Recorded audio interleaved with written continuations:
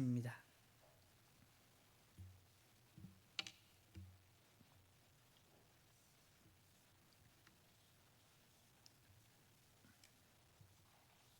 하박국서 2장 1절 말씀입니다.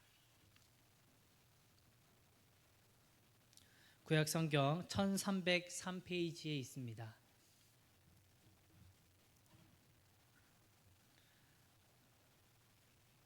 이 장 1절에서 8절까지의 말씀을 한 절 한 절 교독하며 읽도록 하겠습니다. 제가 먼저 1절 말씀을 읽겠습니다. 내가 내 파수하는 곳에 서며 성루에 서리라. 그가 내게 무엇이라 말씀하실는지 기다리고 바라보며 나의 질문에 대하여 어떻게 대답하실는지 보리라 하였더니 여호와께서 내게 대답하여 이르시되 너는 이 묵시를 기록하여 판에 명백히 새기되 달려가면서도 읽을 수 있게 하라. 이 묵시는 정한 때가 있나니 그 종말이 속히 이르겠고 결코 거짓되지 아니하리라. 비록 더딜지라도 기다리라. 지체되지 않고 반드시 응하리라. 보라, 그의 마음은 교만하며 그 속에서 정직하지 못하나 의인은 그의 믿음으로 말미암아 살리라. 그는 술을 즐기며 거짓되고 교만하여 가만히 있지 아니하고 스올처럼 자기의 욕심을 넓히며 또 그는 사망 같아서 족한 줄을 모르고 자기에게로 여러 나라를 모으며 여러 백성을 모으나니 그 무리가 다 속담으로 그를 평론하며 조롱하는 시로 그를 풍자하지 않겠느냐. 곧 이르기를 화 있을진저 자기 소유 아닌 것을 모으는 자여 언제까지 이르겠느냐. 볼모 잡은 것으로 무겁게 짐진 자여 너를 억누른 자들이 갑자기 일어나지 않겠느냐. 너를 괴롭힌 자들이 깨어나지 않겠느냐. 내가 그들에게 노략을 당하지 않겠느냐. 내가 여러 나라를 노략하였으므로 그 모든 민족의 남은 자가 너를 노략하리니 이는 내가 사람의 피를 흘렸으며 또 땅과 성읍과 그 안의 모든 주민에게 강포를 행하였음이니라. 아멘. 하박국서는 성경 전체 중에서도 아주 독특한 책입니다. 대부분의 책은 선지자가 하나님의 말씀을 백성에게 전달하는 책의 형식이라면 이 하박국서는 선지자가 하나님께 질문하고 그 질문에 답을 하는 형식입니다. 우리가 잘 아는 말씀인 오직 의인은 믿음으로 말미암아 살리라 하는 이 고백이 이 하박국에 오늘 기록되고 있습니다. 그래서 이 하나님께서 하박국을 통해 이 하나님과의 대화를 통해 하나님이 말씀하시는 믿음이 무엇인가, 어떤 믿음을 가져야 하는가에 대해서 한번 살펴보고자 합니다. 세 가지 대지로 살펴보는데 첫 번째는 하나님의 때를 기다리는 믿음이 필요합니다. 한번 따라 읽어보겠습니다. 하나님의 때를 기다리는 믿음이 필요합니다. 아멘. 이 소선지사가 쓰였던 대부분의 시대는 이스라엘이 타락, 이 절정에 이르던 때였습니다. 특히 하박국 선지자가 활동할 당시에는 남유다 말기였습니다. 남유다 역사에서 가장 혼란스럽고 불안했던 시기였습니다. 당시 국제 정세를 보면 수백 년 동안 세상을 지배하던 아수르 제국이 무너지고 그 자리를 대신해서 바벨론이 급부상하던 때였습니다. 유다는 이 아수르와 그리고 바벨론 이 두 강대국 사이에서 휘청거리며 그렇게 살았습니다. 이 당시 요시야 왕이 집권하던 시기였습니다. 우리가 잘 아는 요시야 왕 8세 때부터 집권하여서 왕위에 오르며 말씀으로 개혁을 일으켰습니다. 그렇게 그가 죽을 때까지 최선을 다해서 말씀을 개혁하였고 백성들도 그 개혁에 동참하며 살았으나 그 개혁은 오래가지 못했습니다. 그가 죽자마자 백성들은 다시 불의와 폭력을 행하고 영적으로 타락해져만 갔습니다. 이 땅에 정의는 사라졌으며 악인이 형통했습니다. 하박국은 하나님을 사랑하는 사람이었지만 눈앞에 보이는 현실을 이해할 수가 없었습니다. 지금 유다 땅에는 불의가 가득했고 의인은 고통받고 있었으며 악인은 득세하고 있었습니다. 이런 상황에 놓여 있을 때에 하박국은 하나님께 호소하고 있는 것입니다. 하박국서 1장 13절 말씀인데요, 제가 이 말씀을 읽어드리겠습니다. 주께서는 눈이 정결하심으로 악을 참아 보지 못하시며 패역을 참아 보지 못하시거늘 어찌하여 거짓된 자들을 판관하시며 악인이 자기보다 의로운 사람을 삼키는데도 잠잠하시나이까. 하나님이여, 어찌하여 악을 보고도 잠잠하시나이까. 백성들의 타락은 그 당시에 위정자들, 관리하는 자들이 백성들의 타락이 가장 심했습니다. 국민들의, 백성들의 그 삶을 갉아먹고 혈세로 돈을 뜯고 그렇게 정치적으로도 타락했고 영적으로도 타락하던 시대였습니다. 하박국은 하나님의 심판을 이해하지 못했습니다. 죄를 싫어하신다는 분께서 남유다의 이런 죄악을 보고서도 침묵하고 계시니 이해할 수 없었던 겁니다. 그래서 하나님께 호소하는 겁니다. 하나님, 어찌하여 이 악을 보시고도 잠잠하시나이까. 이 악을 볼 때에 도저히 자신의 머리로는 이해가 되지 않는다라는 겁니다. 우리가 현실을 살아갈 때도 이런 생각을 종종 하게 됩니다.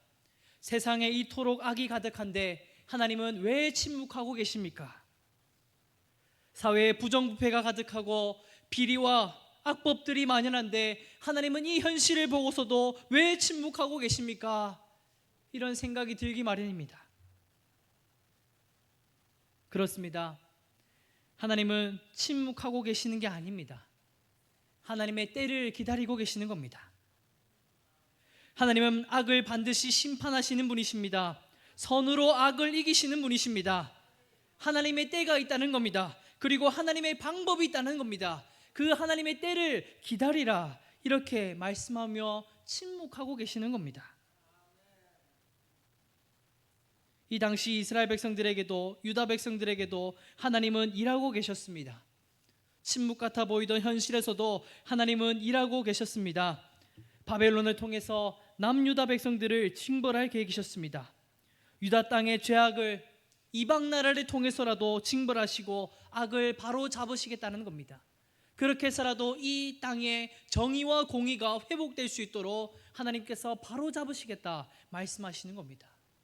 그렇게 말씀하시며 3절 말씀, 오늘 본문 말씀의 3절 말씀에 이렇게 증거하고 있습니다. 한번 다 같이 따라 읽어보겠습니다. 이 묵시는 정한 때가 있나니 종말이 속히 이르겠고 결코 거짓되지 아니하리라. 비록 더딜지라도 기다리라. 지체되지 않고 반드시 응하리라.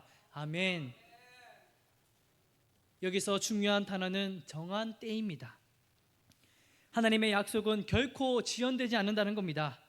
하나님께서 정하신 때, 하나님께서 계획하신 시간 안에는 반드시 이루어진다는 겁니다. 비록 더딜지라도 반드시 응하리라. 믿음으로 기다리면 더딜지라도 반드시 응하게 될 줄 믿습니다. 성도는 믿음으로 기다려야 합니다. 하나님의 방식을, 하나님의 때를 믿음으로 기다려야 합니다. 또는 우리 가운데에, 우리 현실 가운데에 기도의 응답이 늦어질 때가 있습니다. 그럴 때도 하나님께서 우리에게 말씀하십니다. 믿음으로 기다리라.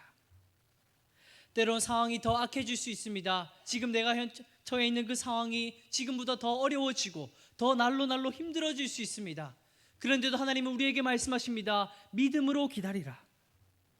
믿음으로 기다리면 하나님께서 하나님의 때에 반드시 구원해 주신다라는 겁니다. 믿음의 사람은 어려운 현실이 찾아와도 낙담하지 않습니다. 하나님의 시계는 결코 틀리지 않다는 것을 믿기 때문입니다. 성도의 믿음은 기다림 속에서 단련됩니다. 오늘도 우리 삶 가운데 하나님의 때를 믿음으로 기다리는 모든 성도님들이 되시기를 주님의 이름으로 축복합니다. 아멘. 두 번째는 예수 그리스도를 믿는 믿음이 필요합니다. 다 같이 한번 따라 읽어보겠습니다. 예수 그리스도를 믿는 믿음이 필요합니다. 아멘. 오늘 본문 4절 말씀에 아주 유명한 말씀입니다. 다 같이 한번 따라 읽어보겠습니다. 보라, 그의 마음은 교만하며 그 속에서 정직하지 못하나 의인은 그의 믿음으로 말미암아 살리라. 아멘. 하나님께서 응답하시는 장면입니다. 하나님은 두 부류를 말씀합니다. 교만한 자와 의인, 이 두 부류를 대조하고 있습니다. 교만한 자는 하나님을 모르는 자입니다. 지금 타락한 남유다 백성들이 그랬습니다. 이방 나라를 의지했고 하나님을 의지하지 않았습니다. 더욱 심각한 것은 이들의 삶 가운데 정치적인 문제의 악뿐만 아니라 종교적인 문제의 악, 신앙의 악이 문제가 있었습니다.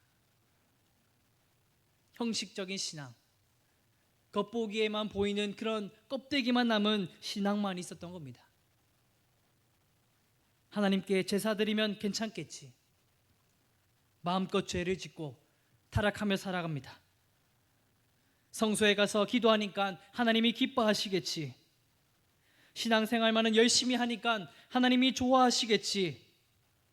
입으로는 하나님을 의지한다 하지만 현실에선 바벨론과 아수르를 의지하는 모습을 보여주었습니다.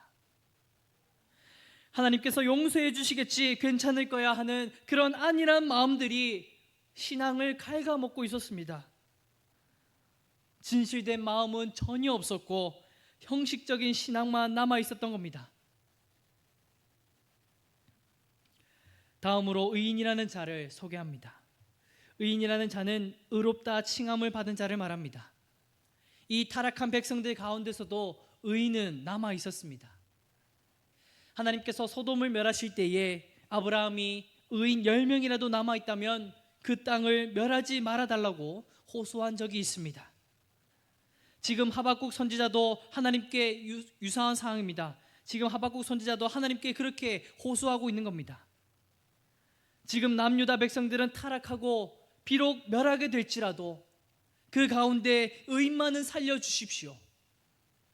하나님을 믿는 자, 진실되게 믿는 자는 살 것입니다. 이렇게 살려주십시오 호소하고 있는 겁니다. 의인이 살 수 있는 방법은 오직 믿음뿐이라는 것을 전하고 있습니다. 그런데 지금 남유다 백성들은 어떻다고 했습니까? 교만했고 영적으로 부패했으며 하나님을 진실되게 믿지 않았습니다. 형식적인 신앙만 남아 있었습니다. 껍데기뿐인 신앙. 그런 신앙으로 하나님을 섬긴다고 고백하며 나아갔던 겁니다. 하나님께서 이런 현실을 보니 당장이라도 벌하셔야겠지만 하나님께서는 하박국 선지자를 통해 기회를 주시며 그 호소를 들어주시고 계시는 겁니다. 하나님, 이 백성들이 지금 멸하셔야겠지만 그 가운데에 의인이 살아있다면 하나님 반드시 살려주십시오. 그 의인은 믿음으로 말미암아 살 것입니다. 이렇게 말씀하며 호소하고 있는 겁니다. 남유다 백성들은 죄악만 가득했습니다. 그 죄인이 유일하게 살 수 있는 방법, 믿음뿐이라고 하박국 선지자는 말합니다. 믿음이 있어야 의인으로 거듭날 수 있다 이렇게 말합니다. 여기서 믿음이란 하나님을 믿는 믿음, 본문에선 메시아를 믿는 믿음일 것이고 궁극적으로는 예수 그리스도를 믿는 믿음을 말합니다. 예수 그리스도를 믿어야 의인으로 칭함받을 수 있다는 말씀입니다. 영적으로 타락했던 시기 중세 시대에 가장 암흑기 시대를 보냈던 그 시대에 칼빈이 외쳤던 또 하나의 외침이 있습니다. 바로 솔라 피데였습니다. 오직 믿음. 오직 믿음만이 구원을 이룰 수 있다는 겁니다. 이 당시 중세 시대의 성도들은 행위를 강조했습니다. 교회에서도 법적으로 면죄부를 사게 했고 돈으로 죄를 사함받을 수 있다. 그리고 고행을 하면 너가 얼마나 선한지 보여줄 수 있다면 너가 죄를 면함받을 수 있다. 그러니 너의 행위를 더욱더 보여줘라. 그렇게 행위만을 강조하다 보니 이 교회 안에서는 껍데기만 남은 신앙만 남아 있었던 겁니다. 영적으로 부패했던 그 시기에 칼빈이 외쳤던 것도 솔라피데, 오직 믿음, 오직 믿음으로 의인은 살 수 있다 이렇게 말씀했던 겁니다.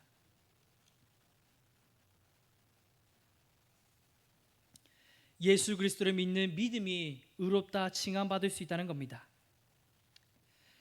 오늘날 우리에게 적용하면 우리는 재판대 앞에 선 이 피고인과 같습니다.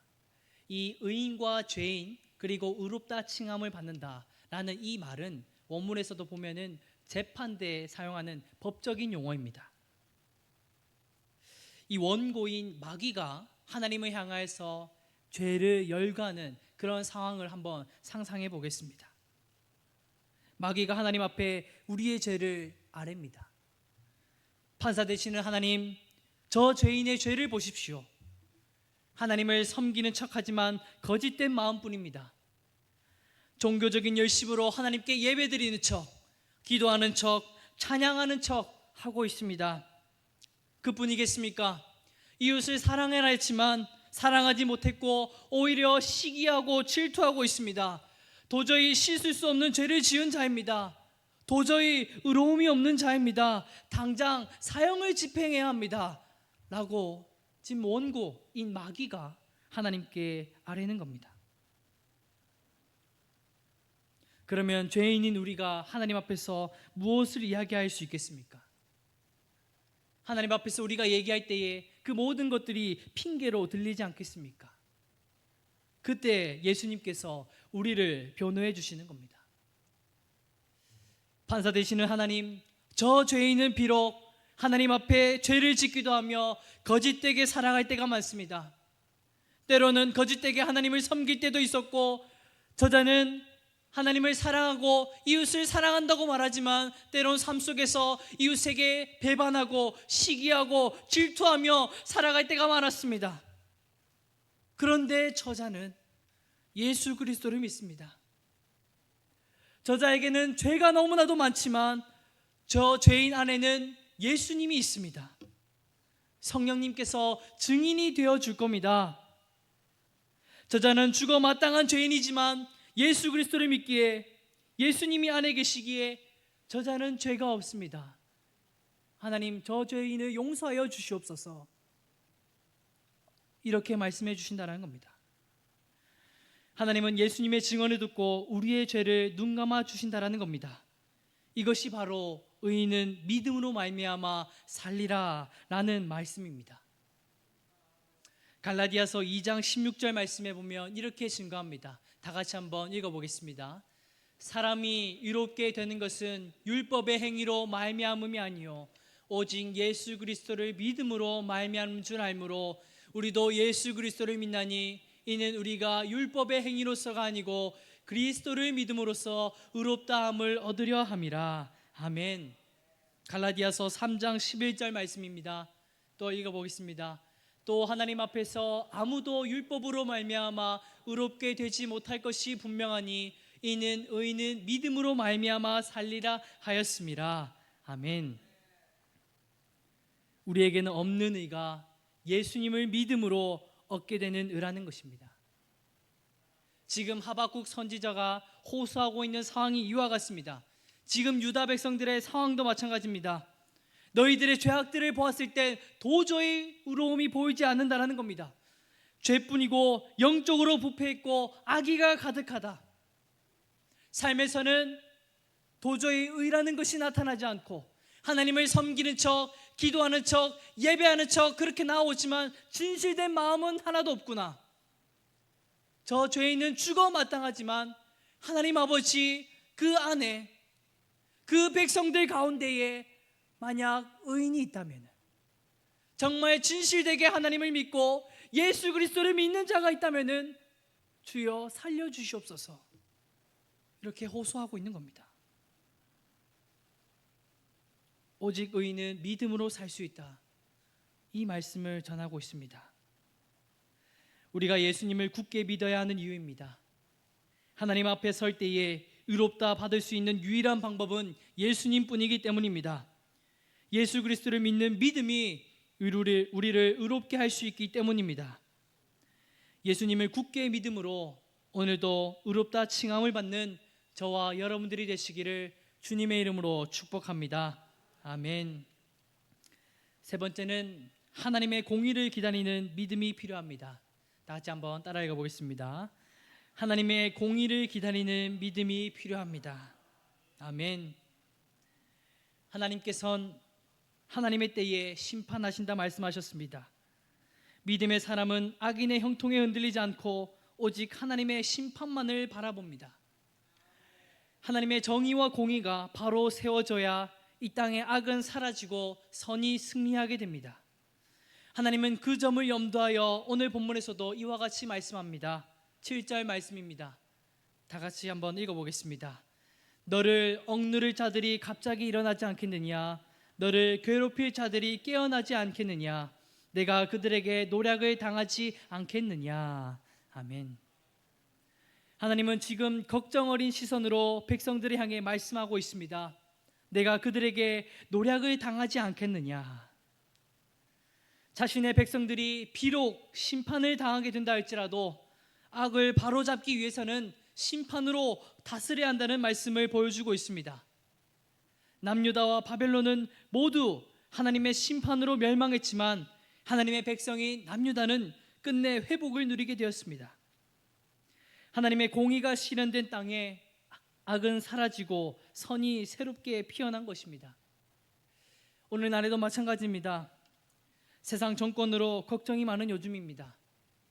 이 세상엔 아직도 불의가 가득해 보입니다. 수많은 악법들이 통과되며 진리와 어긋나는 길로 걸어가고 있습니다. 가난한 자들은 더욱 가난하게 되고 고통 가운데 울부짖고 있습니다. 우리는 이 현실을 보며 애통할 때가 많습니다. 뉴스를 볼 때마다 마음속에 한켠에서 이런 생각이 너무나도 듭니다. 주님, 도저히 이 악을 보심에도 침묵하고 계십니까? 인간의 욕심은 끝이 없고 똑같은 실수가 반복되고 있습니다. 이 땅에 정의가 사라져가고 있고 하나님의 진리와 어긋나는 길로 걸어가고 있습니다. 하나님 아버지, 이 현실을 보는데도 하나님께서는 침묵하고 계십니까? 이런 생각이 들기 마련입니다. 하지만 지금 우리가 겪고 있는 악의 승리에 좌절할 필요는 없습니다. 지금 우리가 겪는 패배는 발꿈치를 물리는 것과 같습니다. 잠깐의 고통일 뿐입니다. 예수 그리스도께서 다시 오실 때 정의와 공의는 승리하며 사단의 머리를 부수는 승리를 얻게 될 것입니다. 마치 이스라엘 백성들이 여리고성을 도는 것과 같습니다. 하나님의 명령은 그저 여리고성을 돌아라 였습니다. 이 말씀을 들었을 때에 백성들의 심정이 어떠했겠습니까? 이것이 어떻게 승리할 수 있겠는가? 하나님의 말씀에 순종하며 걷는다고 하지만 여리고성을 도는 것이 어떻게 승리할 수 있겠나? 그런 생각이 들었을 겁니다. 답답한 현실만을 보였다라는 겁니다. 그런데 말씀에 그저 순종함으로 돌았습니다. 6일 동안은 힘써 도는 것밖에 없었습니다. 그렇게 하루 이틀 6일째 돌고 7일째 되는 날에 하나님의 나팔 소리가 여리고성을 무너뜨렸습니다. 우리도 예수 그리스도께서 다시 오실 때에 예수님께서는 재림의 나팔을 불며 마지막 최후의 승리를 얻게 해 주실 것입니다. 우리가 할 수 있는 유일한 방법은 이 불의한 세상 속에서도 말씀을 믿는 믿음입니다. 우리는 믿음으로 기다려야 합니다. 믿음이 곧 승리의 길입니다. 믿음으로 때를 기다린다면 하나님께서는 반드시 심판하실 것입니다. 예수 그리스도를 믿는 자는 하나님의 심판이 임하실 때에 승리하게 될 줄로 믿습니다. 하나님께서는 이 역사를 오늘도 우리 삶 가운데서 보여주셨습니다. 오늘은 광복 80주년을 맞는 날입니다. 일제 치하 강점 아래에서 해방되어 자유 대한민국으로 승리를 얻게 된 날입니다. 그 승리 이면에는 아픔도 많았습니다. 일제 치하에 대한민국의 백성들은 죽어가고 노역으로 잡혀가는 슬픔을 겪어야 했습니다. 기독교인들은 어땠습니까?